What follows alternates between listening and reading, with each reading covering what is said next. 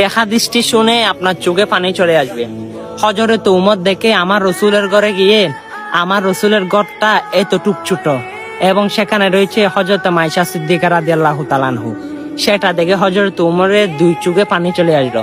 বলে, ইয়া রাসূলুল্লাহ, আপনার বিছানার মধ্যে কোনো বালিশ নাই, কোনো চাদর নাই, আপনি কিভাবে জীবন যাপন করেন? আপনাকে সবগুলোর ব্যবস্থা কি আমি করে দেব?